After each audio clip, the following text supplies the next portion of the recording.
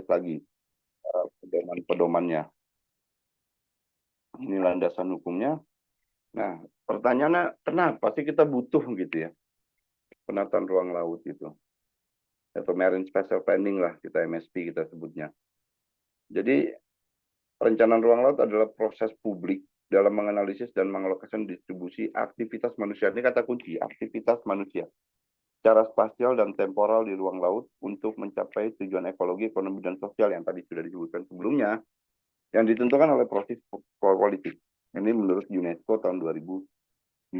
Jadi ada kata kunci di situ, aktivitas manusia secara spasial dan temporal untuk mencapai tujuan ekologi, ekonomi, dan sosial, serta ditentukan oleh proses politik. Jadi tetap harus pakai legalitas kalau gitu bahasanya kan.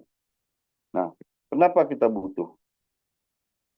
Di satu sisi, laut itu punya sumber daya, tadi sudah disampaikan ada sumber daya alam, termasuk migas, gitu, yang punya nilai tinggi, gitu ya. Ada juga perikanan, pelayaran, di situ untuk jasa-jasanya, ya, pelabuhan, pelabuhan juga kan adanya pasti di laut, termasuk pariwisata. Sekarang lagi berkembang kan tren wisata bahari, banyak sekali. Ada nanti namanya air laut, itu bisa dimanfaatkan sebagai uh, pengobatan gitu juga, itu semua sumber daya yang ada di laut yang bisa dimanfaatkan.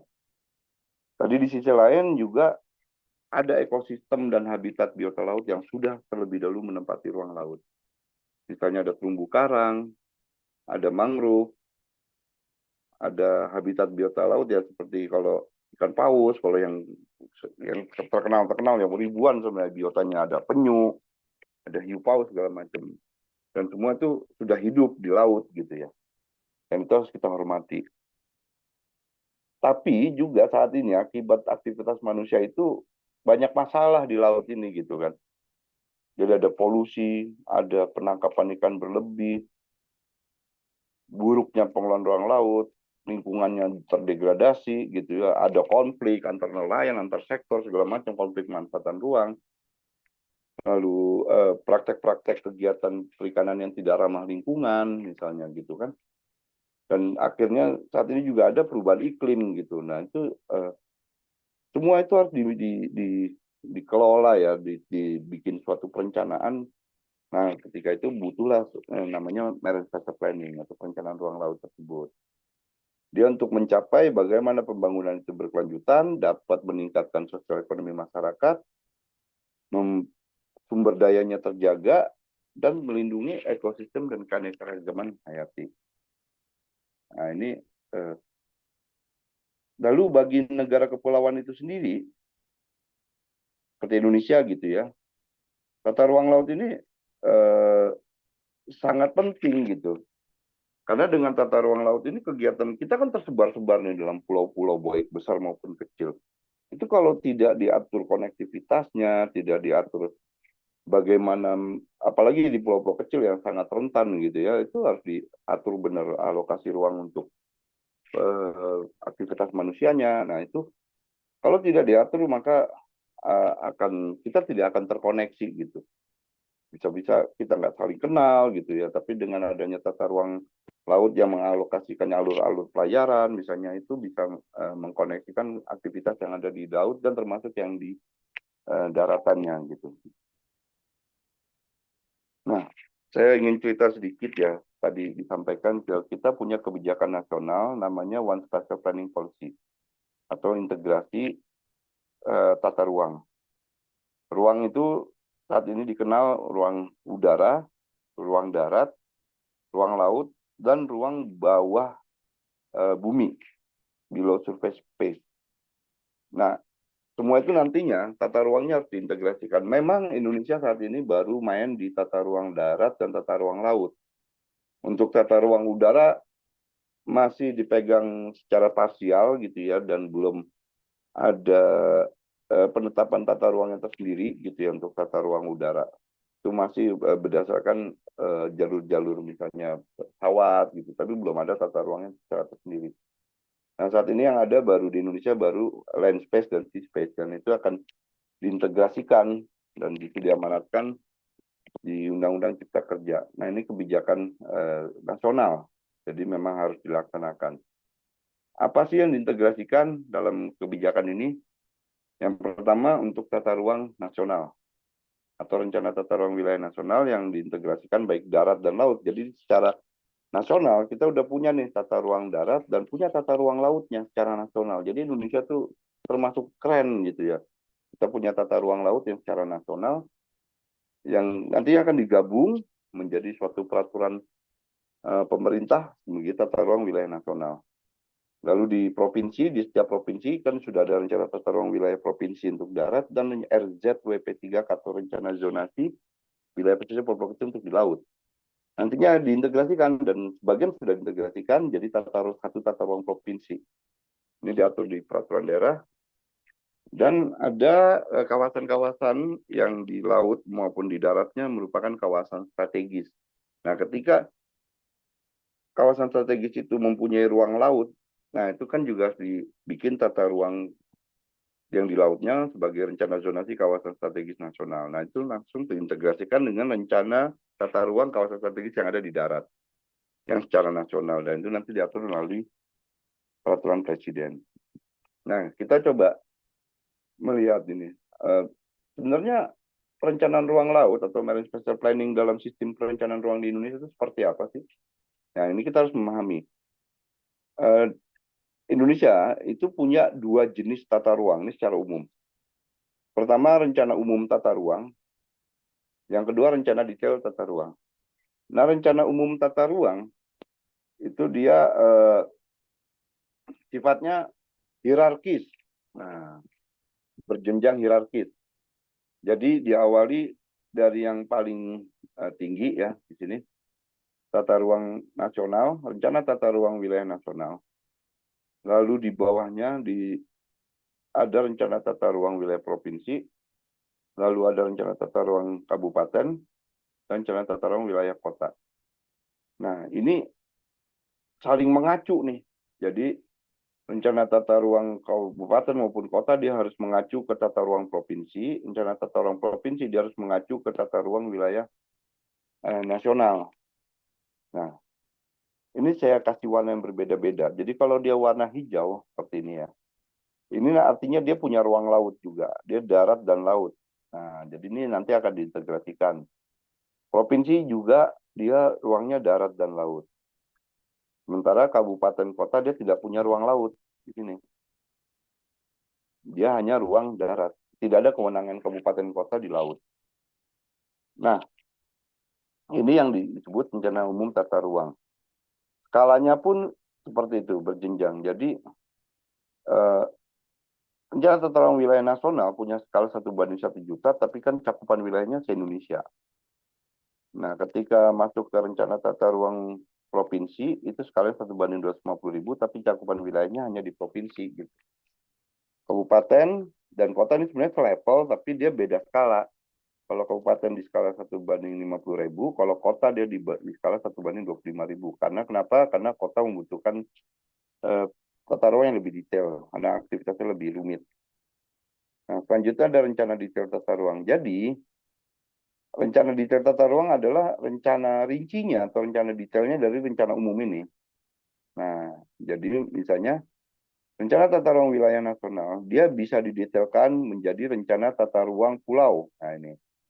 Rencana tata ruang pulau atau kepulauan. Misalnya rencana tata ruang Pulau Jawa, rencana tata ruang Pulau Kalimantan, nah, rencana tata ruang Sumatera yang besar-besar biasanya. Nah, ini hanya daratnya saja, tidak ada ruang lautnya. Lalu ada juga didetailkan, ini skala 500.000 ya. Rencana tata ruang wilayah nasional kan tadi darat dan laut. Nah, lautnya juga didetailkan pada skala 500.000 menjadi rencana zonasi kawasan antar wilayah. Nah, ini khusus laut saja nih, nggak ada daratnya. Karena dia mengatur di wilayah di atas 12 mil laut. Dan pada lokasi-lokasi yang laut, selat, teluk yang memiliki lebih dari 2 provinsi. Seperti Laut Jawa, bukan ada antara Pulau Jawa dan Pulau Kalimantan. Lalu Selat Makassar, antara Pulau Kalimantan dan Pulau Sulawesi, itu kan beberapa provinsi di situ. Kalau yang teluk misalnya Teluk Bone, nah, di Sulawesi itu kan ada provinsi Sulawesi Tenggara sama Sulawesi Selatan, atau Teluk Tomini antara Sulawesi Utara, Gorontalo, dan Sulawesi Tengah. Gitu. Kalau di Selat, misalnya Selat Malaka, itu kan ada beberapa provinsi yang di situ, bahkan dengan negara tetangga ya. Nah itu yang menjadi kawasan terwilayah.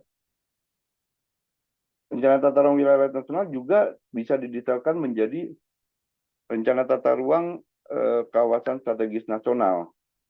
Nah ini darat dan laut, karena dia kalau yang dia punya lautnya otomatis dia harus integrasi. Jadi ada wilayah-wilayah di Indonesia yang punya nilai strategis secara nasional. Seperti kalau di kita Jabodetabek Kuncur. Nah ini kan penting.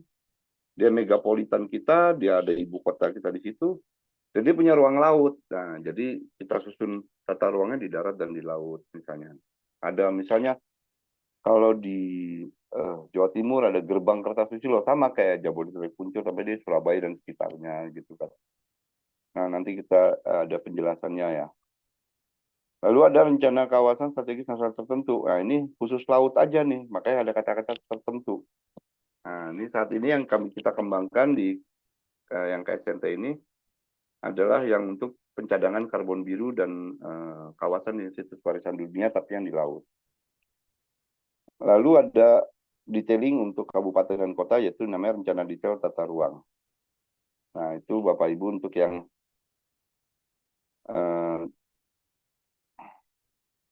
sistem perencanaannya ya. Nah secara spasial wilayah laut kita udah habis terbagi dalam semua tata ruang, tidak ada lagi celah di laut kita yang tidak terbagi dalam rencana tata ruang, baik itu mulai dari zona ekonomi eksklusif ya ZTE sampai bahkan ke zona laut lepas gitu ya, itu sudah masuk dalam penataan ruangnya. Ada di situ penataan ruang untuk wilayah jurisdiksi ya, nanti di situ diatur dalam rencana zonasi kawasan antar wilayah gitu ya. Kalau tata ruang laut nasional kan sudah tercover semua gitu kan. Lalu ada juga untuk perairan pedalamannya juga. Nah, di situ untuk termasuk untuk yang provinsinya, yang kawasan-kawasan strategis di situ. Nah, itu semua sudah tercover secara spasial. Jadi ruang laut kita alhamdulillah sudah tercover semua. Ini wilayah perencanaannya untuk seluruh Indonesia, kalau adik-adik bisa lihat, sudah habis.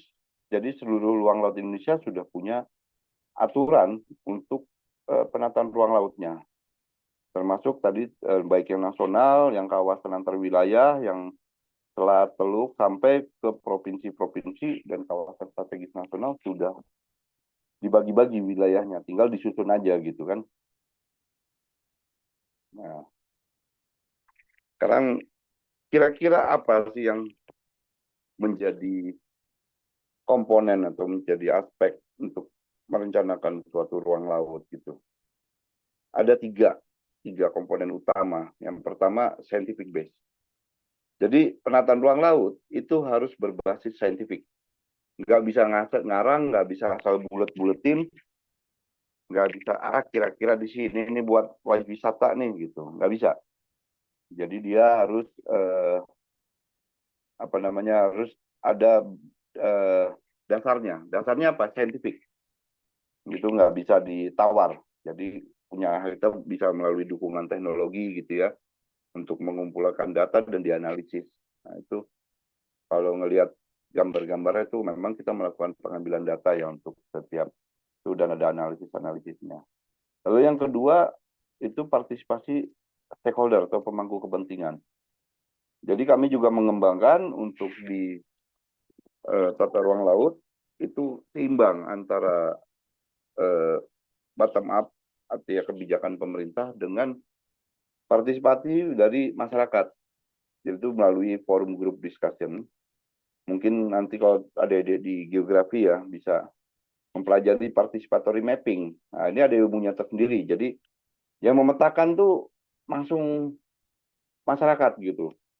Seperti lihat di gambar, masyarakat coret-coret di atas peta yang sudah kita sediakan. Peta ini sebenarnya peta kosong, nah itu dicoret-coret oleh masyarakat berdasarkan informasi yang dia ketahui. Ada juga participatory planning. Jadi mereka yang ingin, Pak, saya inginnya ini di sini jadi ini, jadi ini. Itu participatory juga. Nah, itu teman-teman geografi biasanya mengembangkan itu untuk kalau ke lapangan gitu ya. Dan konsultasi publik. Lalu yang ketiga komponennya ada institusional. Nah, itu ada kebijakan nasional seperti tadi undang-undang sampai peraturan pemerintah segala macam. Ada kebijakan daerah, misalnya melalui peraturan daerah atau perencanaan sektor. Misalnya, oh ini rencana pelabuhan ada di sini dari Kementerian Perhubungan, ini rencana nambang migas di sini dari Kementerian SDM. Dan itu semua harus menjadi satu komponen yang nantinya berkontribusi terhadap perencanaan ruang laut. Nah, secara umum pendekatan MSP apa aja sih gitu. Jadi bagaimana kita melakukan perencanaan ruang laut, ada pendekatannya di sini. Ini dari UNESCO ya, kita ambil dari guidance UNESCO ada 6. Pertama, ecosystem base. Nah, jadi menyeimbangkan tuntutan pembangunan dengan kebutuhan melindungi ekosistem laut serta untuk mencapai tujuan sosial ekonomi. Yang kedua, terpadu. Jadi dia memadukan berbagai sektor, masyarakat, kepentingan. Nah, itu dalam satu perencanaannya harus terintegrasi, terpadu. Partisipatif, nah, seperti tadi sampaikan, jadi stakeholder-nya terlibat dalam proses penyusunannya gitu. Nah, berbasis keuangan, nah, karena namanya juga spatial planning ya, jadi harus berbasis spasial gitu. Bukan perencanaan yang tidak spasial, ini berbasis spasial, berbasis keuangan. Tidak berbasis sektor tertentu. Lalu adaptif, nah dia belajar dari perubahan-perubahan, lalu melakukan penyesuaian, dan bersifat strategis dan antisipatif karena dia berorientasi jangka panjang. Untuk di kita di Indonesia rencana tata ruang laut itu orientasinya 20 tahun. Nah, tapi setiap 5 tahun bisa direvisi. Nah, bisa ditinjau ulang. Artinya kita harus beradaptasi tadi kan, kalau ada perubahan-perubahan dalam 5 tahun kita rubah gitu. Nah, itu memang sudah kita adopsi sebagai pendekatan kita. Nah, ini untuk yang ecosystem base itu di sini harus ini ya, tadi seperti di tujuan tadi ya. Dia antara keberlanjutan sumber daya, ekosistem, dan ekonomi sosial masyarakat itu saling kait-mengkait. Dan yang wajib diingat adalah, yang diatur adalah human activities ya. Kita tidak bisa mengatur biota misalnya, penyu jangan lewat situ karena itu jalur kapal, nggak bisa. Yang kita atur kapalnya yang harus ketika lewat di jalur penyu atau paus ngalah gitu, karena yang bisa diatur manusianya, kalau pausnya kan nggak bisa. Nah, jadi itu yang harus kita ingat, bahwa yang diatur adalah human activities-nya.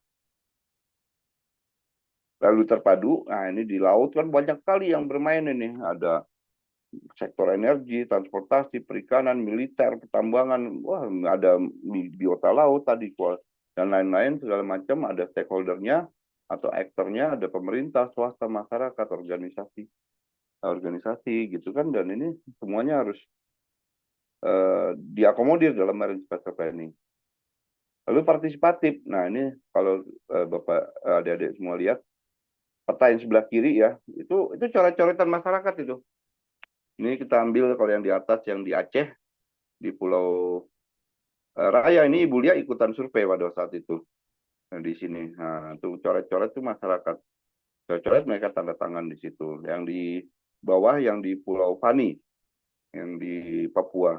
Nah, ini juga mereka coret-coret tuh, itu sampai tanda tangan semuanya. Dan itu kalau dilihat prosesnya itu nggak di ruangan, ada yang di pantai, ada yang di kampung gitu. Nah, ini ada yang hanya berbasiskan pakai petromak karena di sana belum ada listrik gitu kan.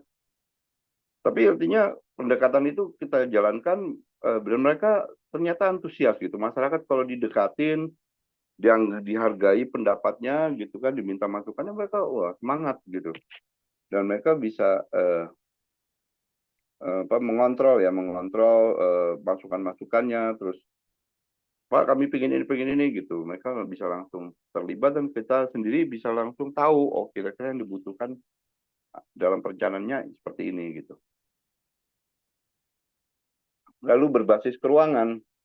Nah, ini yang menarik nih. Beda ya, untuk tata ruang darat saat ini ya, itu masih berbasis 2 dimensi. Makanya petanya kan peta seperti biasa, ada dan teman-teman sekalian kenal gitu ya, peta 2 dimensi. Cuman laut ini pemanfaatannya 3 dimensi gitu.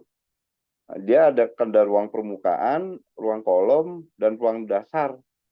yang pemanfaatannya bisa beda. Padahal kalau di secara secara apa ya namanya, secara dua dimensi dari satelit atau dari peta itu di koordinat yang sama gitu.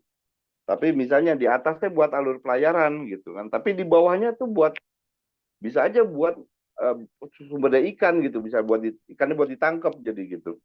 Dan di bawahnya ada misalnya pipa atau kabel bawah laut yang di dasarnya. Padahal kalau dilihat bisa aja di koordinat yang sama gitu. Nah itu eh, yang menariknya, jadi di ruang laut itu kita tiga dimensi. Yang pertama itu. Terus yang kedua, laut ini bersifat dinamis.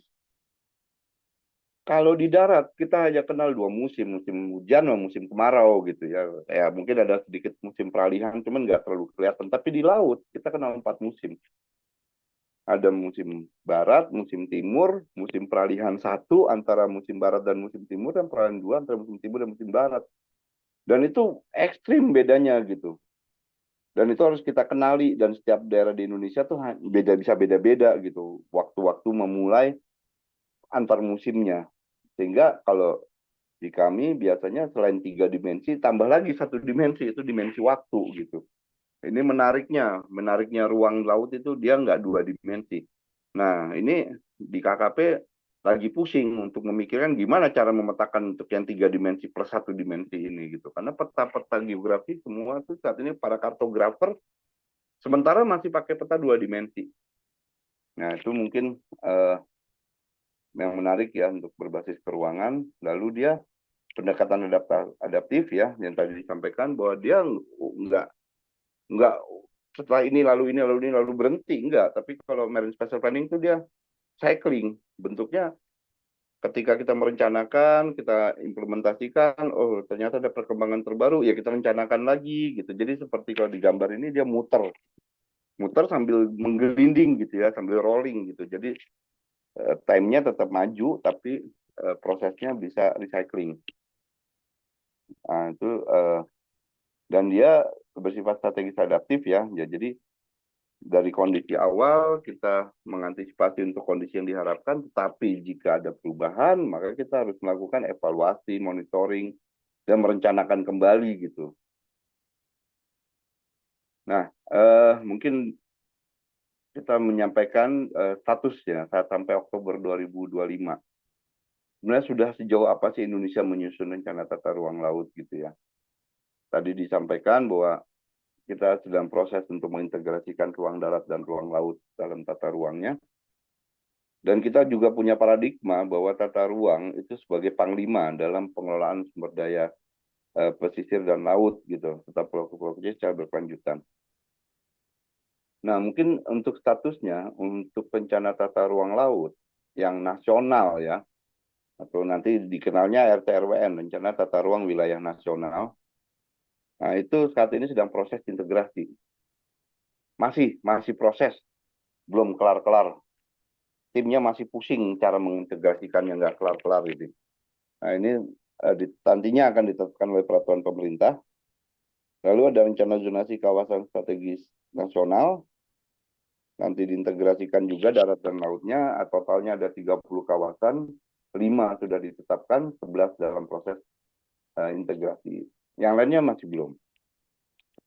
Ada rencana zonasi kawasan strategis nasional tertentu yang berupa PPKT yang kemudian diintegrasikan dengan rencana tata ruang kawasan perbatasan negara. Ada dari 111 PPKT, 51 sedang proses integrasi, nantinya akan menjadi peraturan presiden. Lalu ada rencana zonasi kawasan terwilayah dari, sebenarnya ada 20, cuman yang disusun cuma 19, karena yang Selat Sunda menjadi KSN gitu. Itu 13 sudah ditetapkan, 4 proses penetapan, berarti masih ada 2 lagi yang belum diapa-apain gitu ya. Lalu RZPP 3K provinsi, kita saat ini mengenal 36 provinsi. Karena ada provinsi baru di Papua. Nah, dari 36 provinsi, 23 sudah punya perda yang terintegrasi, 13 masih proses integrasi. Nah, ini gimana sih status Indonesia di antara negara-negara lain di dunia? Dia cukup berbangga lah bahwa Indonesia sudah pada yang paling ujung kanan gitu ya. makin ke kanan makin bagus intinya gitu. Ya, yang paling kiri kan pre-planning, baru niat itu. Pre-planning itu artinya sebelum perencanaan. Jadi baru niat mau merencanakan. Nah, Indonesia sudah sampai tahap revision gitu, karena memang sudah beberapa ditetapkan dan sedang proses direvisi. Nah, kita masih sudah sejajar nih dengan UK, dengan Inggris, Australia, Belgia, Belize, Cina, Norwegia, USA atau Amerika ya, Korea Selatan. Udah cukup cukup lumayan lah posisi Indonesia gitu kan. Bahkan di belakang-belakangnya masih ada negara-negara Eropa ya, yang lain gitu. Saya mau cerita sedikit. Eh, Beberapa bulan yang lalu itu ada dari Malaysia. Itu magang loh di tempat kita pengen belajar tata ruang laut gitu. Nggak sama aja kayak teman-teman dari UNJ yang magang gitu ya. Nah ini dari Malaysia gitu magang. Dan magangnya bukan level S1, level S3. Magang level doktoral dari Universitas Terengganu gitu ya. 4 orang gitu ya, magang selama 2 bulan. Mereka ditugaskan untuk belajar rencana tata ruang laut. Karena Malaysia saat ini sudah menuju ke sana. Malaysia sudah pengen menyusun eh, tata ruang laut secara nasional dan per negara bagian. Tapi mereka belum mulai.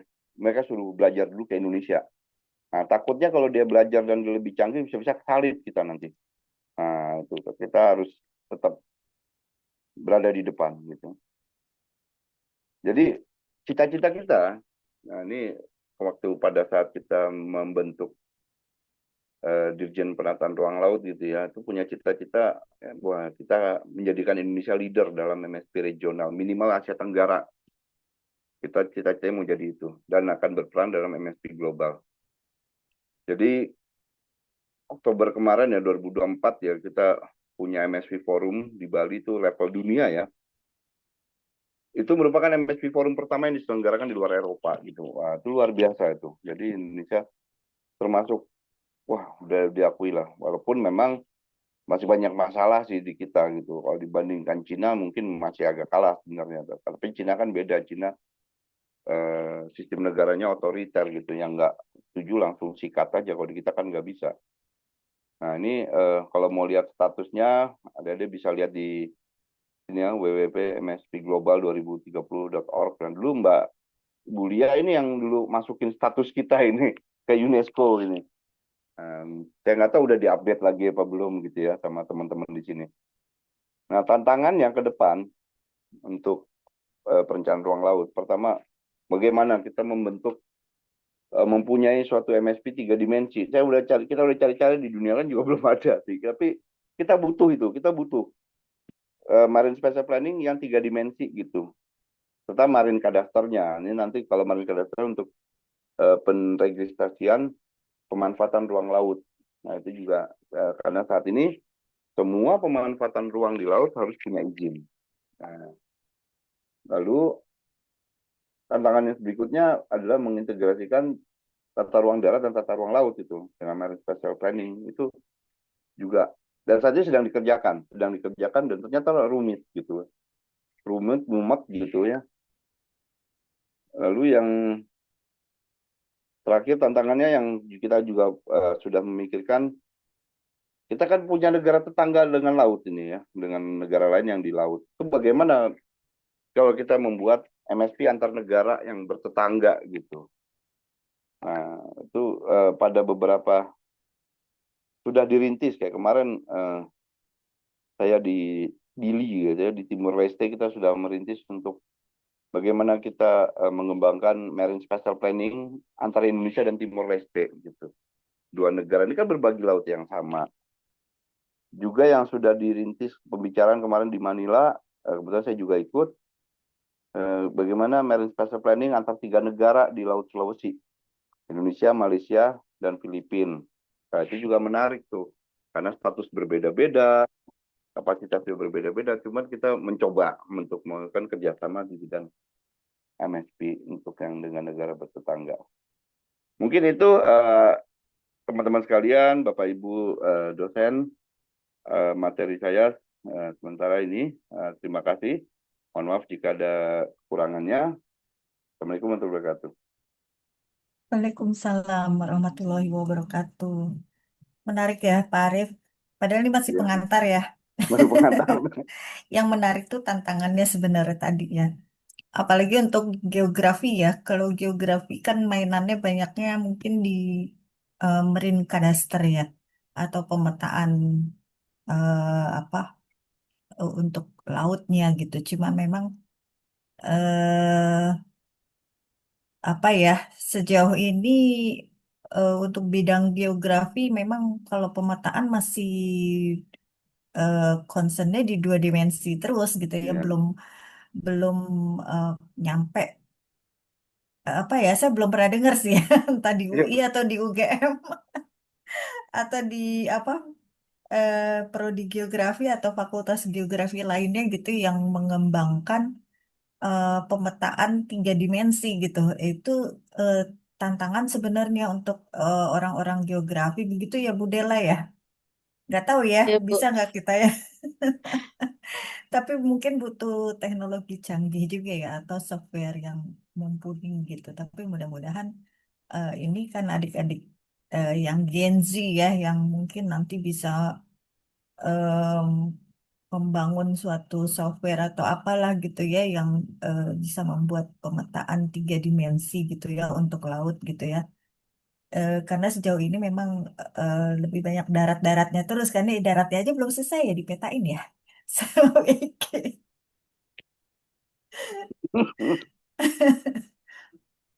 Ya, harapan kita ke depannya seperti itu ya. Dan tadi juga tantangan ya ada transboundary marine spatial planning ya Pak Arief ya. ya, ya, ya. Iya, kalau nggak salah Bu Dinah itu sekarang lagi meneliti juga ya terkait transboundary marine spatial planning.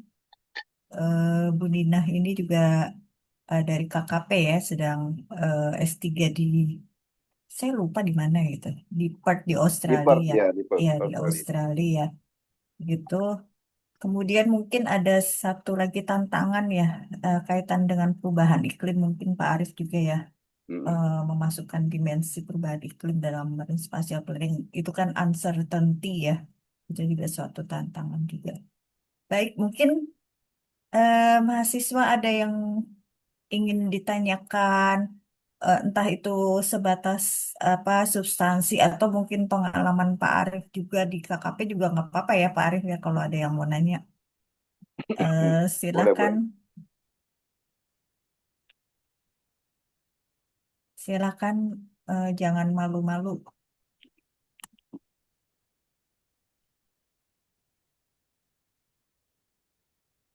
Ada yang bertanya?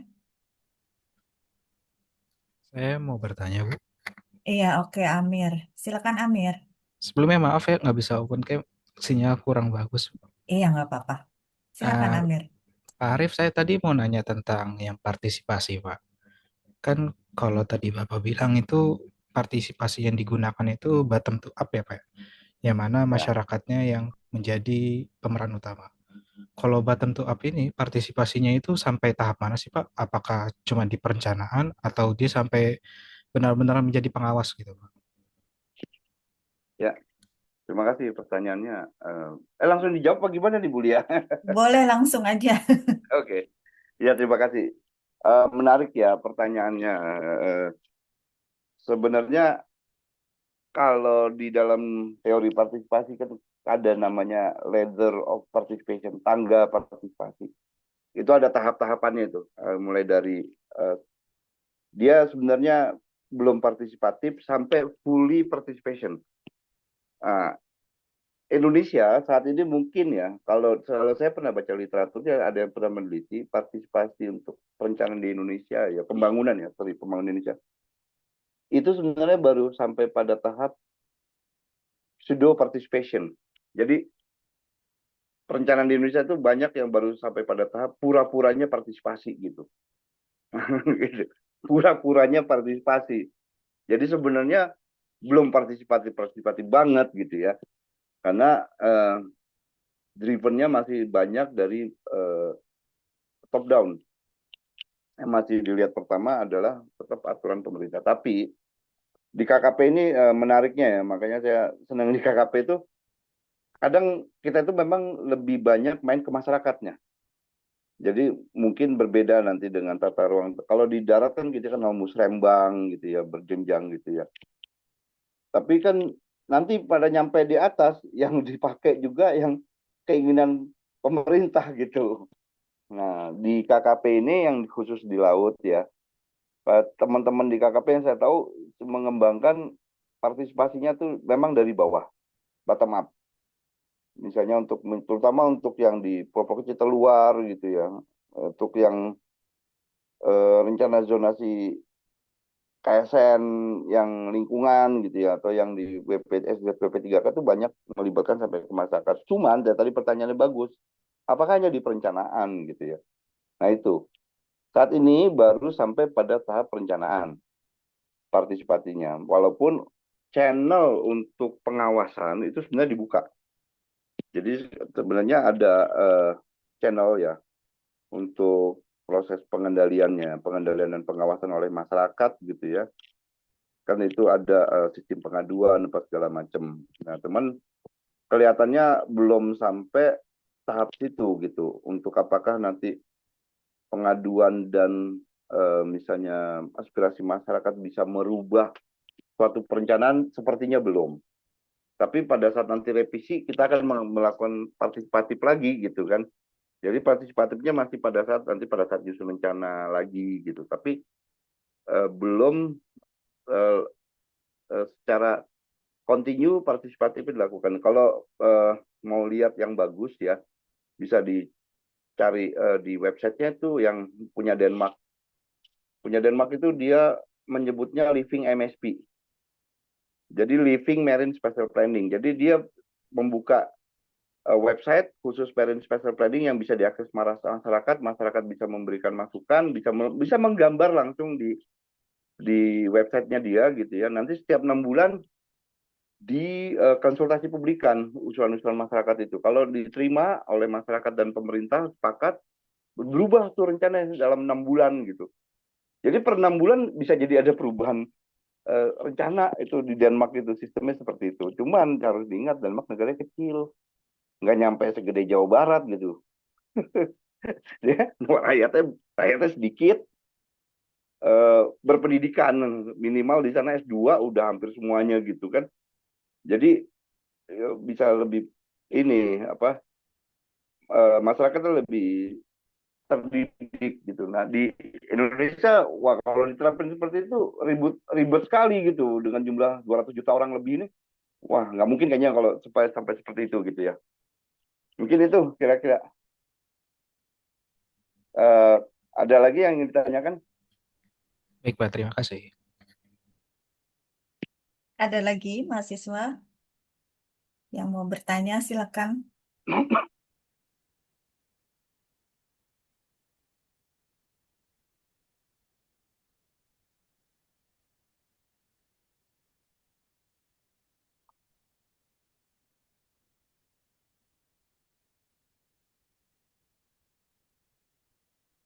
Mahasiswa ada lagi?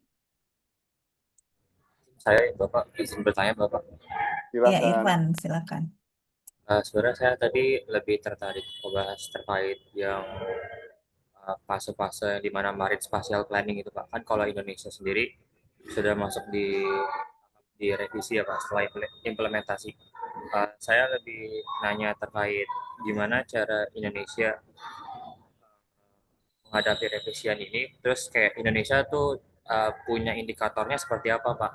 Dari keberhasilan dari revisi ini buat kualitas tata kelola ruang lautnya seperti itu Pak.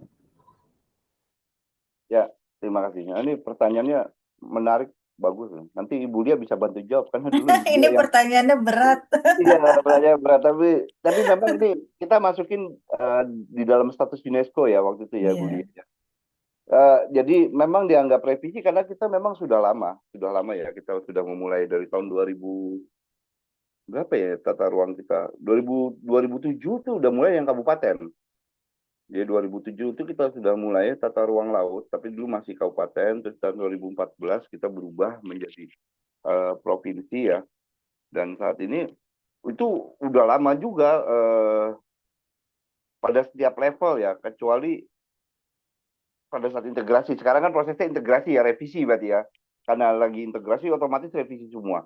Jadi sebenarnya kita dulu marine, kalau itu hanya marine spatial planning saja, itu hampir semuanya sudah apa namanya, hampir semuanya sudah disusun rencananya dan sudah ditetapkan. Jadi kalau dari sisi dokumen itu hampir semuanya sudah dilaksanakan.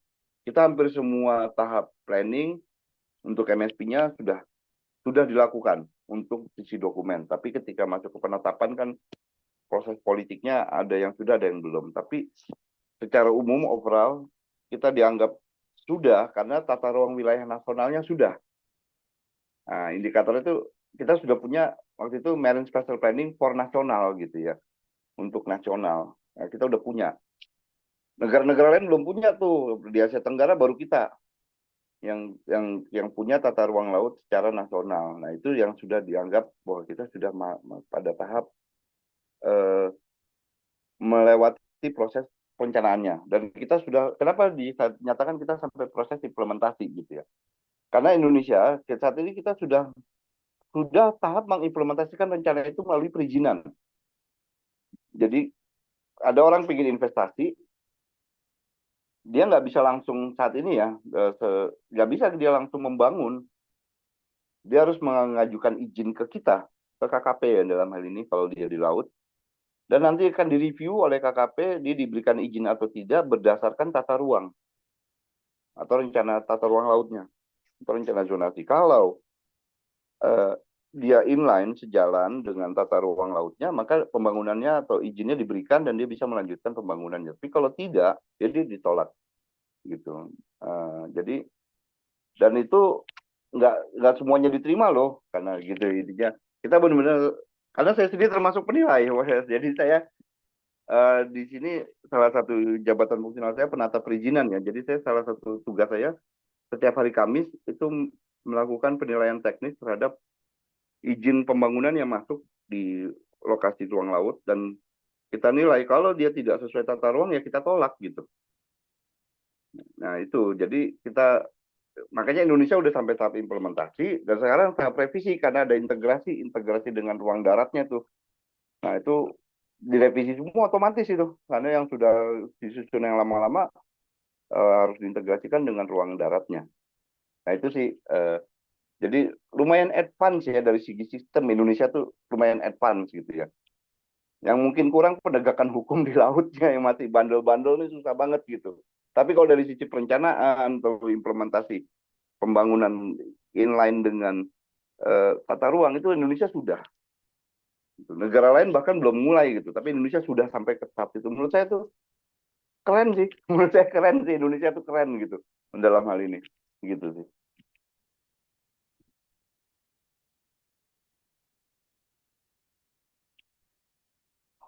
Ya, gimana? Cukup? Ada lagi?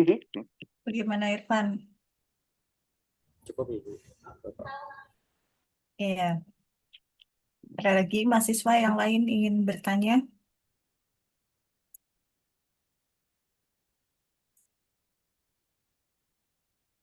Sambil menunggu mahasiswa bertanya, mungkin saya mau bertanya juga ke Pak Arief terkait update.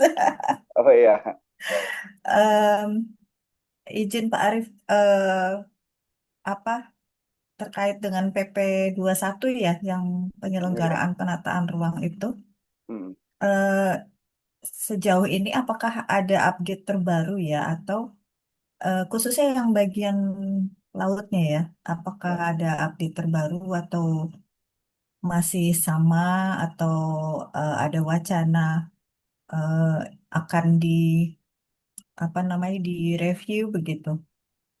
Ya. Oh, itu ya kalau update banyak banget gitu ya. Jadi Hmm.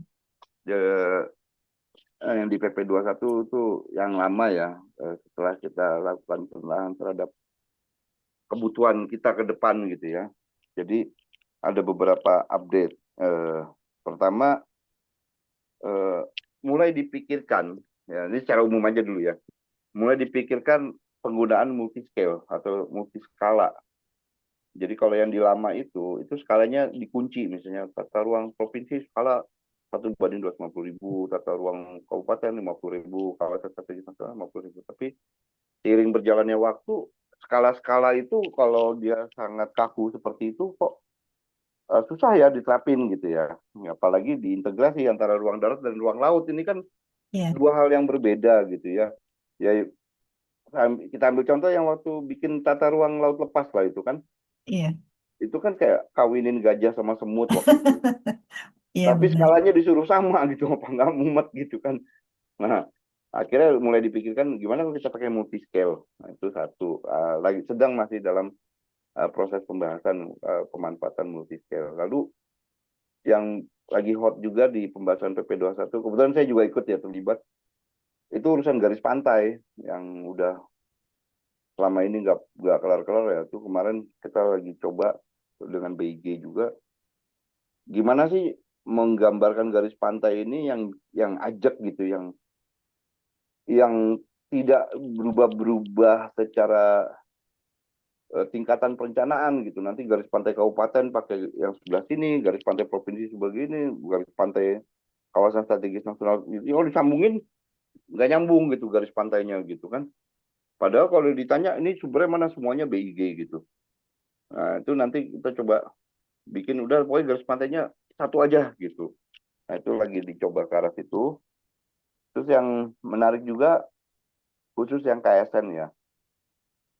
Kita sedang mengusulkan suatu KSN atau kawasan strategis nasional yang khusus di laut gitu, khusus di laut.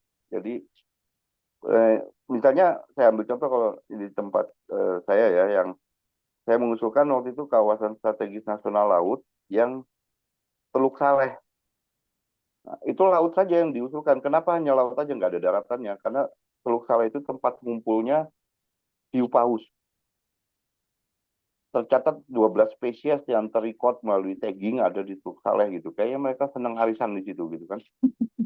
Dan itu hotspot itu di level dunia konservasi itu luar biasa, ada 12 individu gitu yang ngumpul di situ dan jadi objek wisata saat ini gitu kan.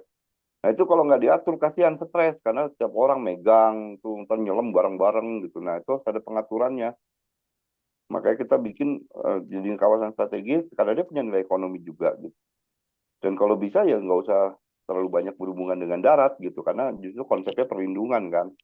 Nah itu jadi kita nanti sedang mengusung gitu kawasan strategis nasional yang khusus laut saja gitu.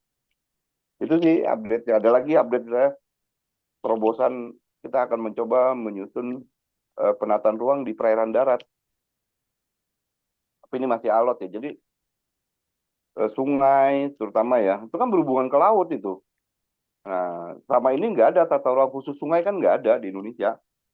Nah, itu kalau nggak diatur yang kasihan lautnya. Nah, kan semua limbah, sampah, semua masuknya ke laut gitu. Nah, kita mencoba bagaimana sih itu sungai-sungai besar kayak Sungai Musi, Sungai Barito, terutama di muara yang lebar sampai 3 kilo, itu pemanfaatan ruangnya masif gitu kan. Nah, itu kalau nggak sering konflik. Nah, kemarin kita mengusung gimana nih untuk menyusun tata ruang di perairan darat. Gitu. Tapi ini masih masih alot sekali pembahasan. Itu update-nya Ibu Lia. Oh ya, baik. Terima kasih Pak Arief. Paling nggak sudah ada sedikit bayangan ya ke depannya mungkin apa Ya, yang berubah gitu ya atau berkembang gitu ya dari yang ada ya. saat ini gitu ya. Mungkin termasuk RT RWN Ya. yang baru ya. Oh, itu lebih banyak lagi. Kan dulu harusnya tahun ini ya ditetapkan. Ya, cuman banyak sekali ya kebijakan-kebijakan nasional maupun internasional ya yang harus masuk dalam RT/RWN gitu. Kalau dulu kita kenal EPSA ya, Ecological Ecological. Significant and Iya, Biological Significant Area gitu ya. Nah, sekarang ini dunia berubah gitu. Mereka menggunakan Beyond National apa sih? Jadi kayak BBN, BBNG. BBNJ. Ya, BBNG itu yang akan masuk di RT/RW kita gitu ya. Juga konsep-konsep pusat pertumbuhan kelautannya juga kayaknya dilebur dengan pusat-pusat sistem perkotaan yang ada gitu ya. Itu sih terus penambahan luasan kawasan konservasi yang harus berapa 30%. 2045. Jadi 30% pada tahun 2045. Targetnya kan seperti itu. Oke, baik. Jadi ya itu yang RT/RW. Oh, itu juga masih bergerak terus yang RT/RW. Iya, terima kasih Pak Arief. Eh, Mahasiswa atau Bu Dela ada komentar Saya atau izin bertanya? bertanya, Bu. Silakan. Mohon izin sebelumnya Pak Arief dan Bu Lia. Saya tertarik tadi pembahasan Pak Arief yang terakhir gitu terkait tentang bagaimana Marine Special Planning tapi melibatkan negara lain gitu. Karena kan memang isu terkait Palau kan juga memang Ya, sangat besar ya isunya ya Pak ya terkait belum ada kata kesepakatan antara batas negara berdasarkan UNCLOS yang 12.200-nya. Nah, kemudian mungkin boleh diceritakan Pak pengalaman yang Timur-Timur kemarin apakah Timur Leste maaf Timur Leste ya, yang tadi Bapak sebutkan kira-kira tuh bagaimana proses diplomasinya, kemudian berapa lama waktunya hingga mencapai sepakat gitu di sini pengelolaannya kayak gitu seperti itu Pak. Dan apakah menurut Bapak masalah marine spatial planning yang lain tuh kita tuh serius dengan negara siapa gitu Pak, negara mana gitu kira-kira mungkin yang alot gitu Pak. Mungkin boleh sharing Pak pengalamannya. Terima kasih ya, Pak. ya, terima kasih. Jadi mungkin kita cerita gini, di Indonesia ini kan sekarang punya kerjasama 6 negara ya, namanya Coral Triangle Initiative ya, CTI. Coral Triangle Initiative kita kerjasama dengan 6 negara, Indonesia yang paling besar tentunya, Indonesia, Timor Leste, Papua Nugini, Solomon Island, Malaysia, dan Filipina. Ya, dan semua negara itu masing-masing berbagi laut dengan Indonesia. Jadi Indonesia dengan Timor Leste berbagi laut di Selat Wetar dan Selat Ombai. Ya kan, lalu PNG dengan Solomon Island nama Indonesia berbagi laut di Laut Bismarck ya di utara Papua. Indonesia, Malaysia, Filipina berbagi laut di Laut Sulawesi gitu ya. Nah, kami di kerjasama 3 negara ini ada namanya Seascape Working Group, namanya Working Group Seascape, Bentang Laut. Nah, Seascape Working Group di kerjasama ini ada 3. Yang pertama tadi Laut Sulawesi, ya. Yang ketiga utara Papua, ya. Jadi Indonesia, Solomon Island sama Papua Nugini. Dan yang terakhir Lesser Sunda. Lesser Sunda itu berarti Nusa Tenggara dan Timor Leste termasuk. Nah, di setiap 3 bentang laut ini, Indonesia mengusung tema kerjasama Marine Spatial Planning. Nah, itu kan. Nah, semua permasalahannya dari 6 negara ini yang punya Marine Spatial Planning baru Indonesia gitu. Jadi sebenarnya kerjasamanya belum sampai tahap Marine Spatial Planning lawan Marine Spatial Planning, belum. Jadi misalnya Indonesia, Malaysia, Filipina nih di Laut Sulawesi. Filipina belum punya Marine Spatial Planning yang kayak kita, yang udah nasional gitu. Dia hanya di kawasan-kawasan konservasi. Apalagi Malaysia kan baru niat tuh kemarin datang ke kita baru belajar gitu ya. Dia belum punya juga. Jadi rata-rata kerjasamanya saat ini adalah targetnya menyetarakan.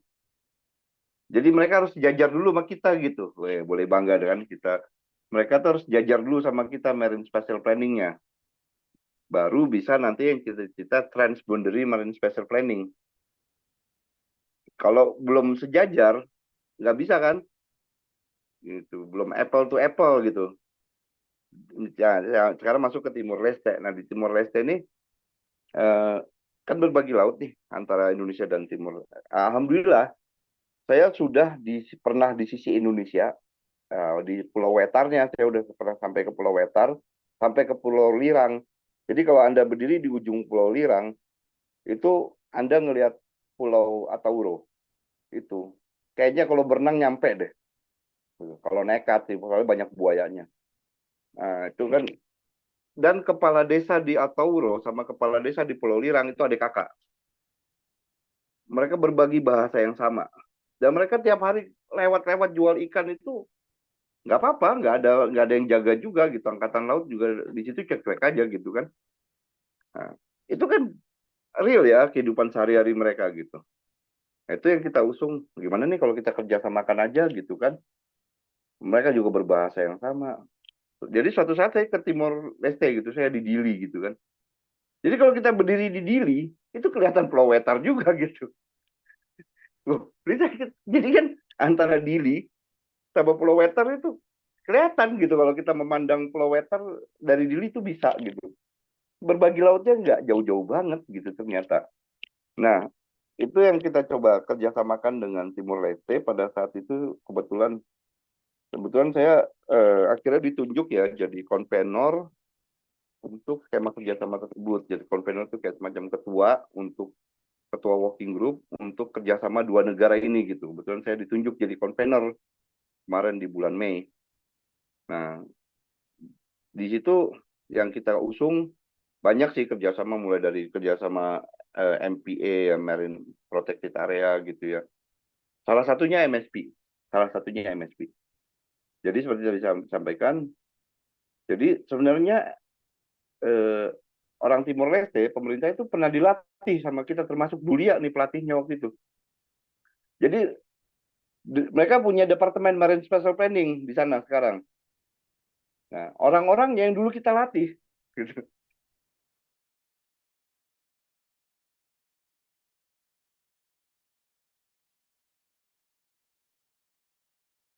Kayaknya nge-freeze ya. Iya Bu, di saya juga nge-freeze. Hmm. Siapa? Pak Tadi Arif tadi izin nge-freeze tadi Zoom-nya Pak. Nopri sekarang enggak? Udah lancar Pak. Oh ya, biasa di kantor ini. Ya, jadi gitu setelah pembicaranya itu menariknya gini, karena mereka bilang Pak ada dua hal ya isu utamanya yang belum bisa MSP to MSP, belum bisa diginiin. Pertama tadi Timor Leste belum punya, dia baru niat juga. Nah dia minta untuk ke kita gitu ya, mengempower. Jadi nanti dengan bantuan kerjasama CTI dan LSM-LSM yang akan membantu untuk melatih lagi orang-orangnya, terus membantu untuk pencarian data lautnya. Baru nanti ketika mereka udah punya data, mereka punya orang, mereka punya alat, mereka kan nyusun tata ruang laut. Dan itu nanti kita dampingi. Indonesia tetap akan mendampingi. Terus yang kedua, nah ini isunya untuk Timor Leste khususnya ya. Kita belum selesai urusan batas laut. Nah, di sana tuh sangat sensitif. Jadi diangkat jadi isu nasional. Gitu.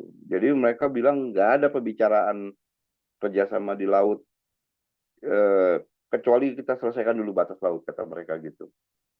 Jadi saya harus pinter-pinter waktu di sana itu mencari bahasa yang tidak menyinggung kata-kata batas laut gitu.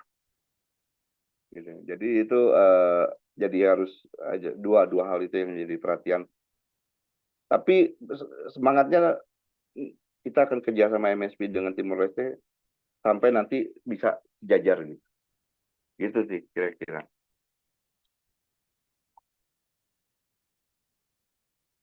Siapa, terima kasih banyak sharingnya. Karena ini sangat menarik ya Pak kalau misalnya berhubungan dengan negara tetangga gitu kan. Iya. Karena Ada batas juga negaranya pun ya. mahasiswa Indonesia yang di Malaysia, di Amerika tuh yang sedang meneliti itu. Mbak Desti, oh nggak salah namanya. Nah, dia S3-nya pas dua di Amerika, disertasi atau tesisnya tentang itu, MSP Indonesia Timor Leste. Gitu. Jadi dia Wah iya tuh. bolak-balik tuh. Kalau ada publikasinya sangat menarik untuk kita pelajari ya Bu Iya, Lia ya. iya iya. betul. Mbak Desti kenal Mbak kan Desti Ibunya? NGO ya. Iya, iya. Ya, Iya. itu sedang kuliah tentang itu. Nanti kita cari publikasinya, Mbak Budela. Iya. Terima kasih banyak Pak sharingnya. Iya, baik. Terima kasih Pak Arif. Iya, Mungkin karena waktu juga sudah semakin malam ya. Ini Pak Arif juga di iya. kantor, kasihan nanti Tadi kemalaman. tadi Satpam udah ngelirik-lirik. Siapa? Satpam.